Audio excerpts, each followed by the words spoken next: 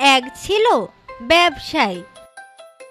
সে সব সময় বাজারে বিভিন্ন পণ্য নিয়ে যেত এবং সেগুলো বিক্রি করত।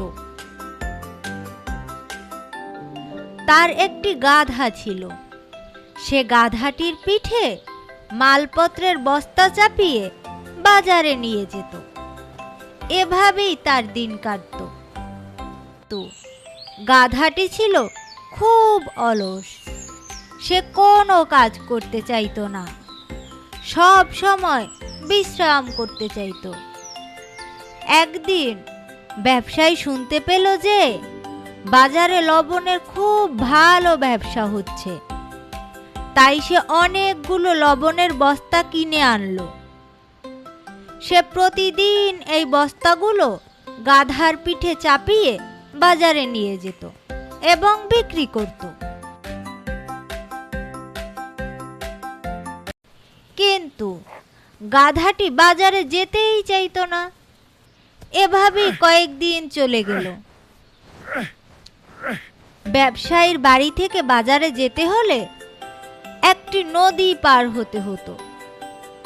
সে হেঁটে সেই নদী পার হতো। একদিন গাধাটি একটি পাথরের সঙ্গে ধাক্কা খেয়ে পানিতে পড়ে গেল। কিছুক্ষণ পর গাধাটি উঠে দাঁড়ালো, কিন্তু সে তার পিঠে কোনো ভার অনুভব করলো না। এতে সে খুব খুশি হলো, কারণ আজ তাকে আর ভারী বস্তা নিয়ে বাজারে যেতে হবে না। কিন্তু ব্যবসায়ী খুব হতাশ হলো এবং গাধাটিকে নিয়ে বাড়ি ফিরে এলো।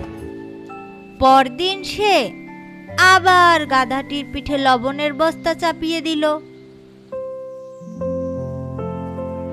দুজন হাঁটতে হাঁটতে আবার নদীর কাছে এলো এবং নদীর মধ্যে নামলো। আবারও গাধাটি ইচ্ছে করে পানিতে পড়ে গেল। ব্যবসায়ী আবার হতাশ হয়ে গেল, গাধাটিকে বাড়িতে নিয়ে এলো। এভাবে প্রতিদিন গাধাটি নদীর মাঝখানে এসে পানিতে পড়ে যেত। তখন ব্যবসায়ী গাধার চালাকি বুঝতে পারলো। পরদিন ব্যবসায়ী গাধার পিঠে আবার বস্তা চাপালো। গাধাটি পূর্বের মতোই নদীতে এসেই পানিতে পড়ে গেল, কিন্তু সে আজ আর পানি হতে উঠতে পারল না। ব্যবসায়ীও তাকে আর ধরে তুলল না। গাধাটি উঠে দাঁড়াতে চাইল, কিন্তু নদী থেকে উঠতে পারল না, কারণ বস্তাগুলো ছিল তুলোর।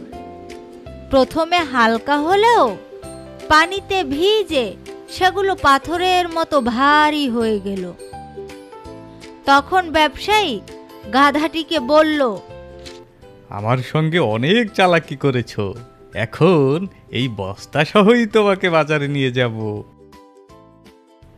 এবং আবার বাড়িতে ফিরিয়ে আনবো।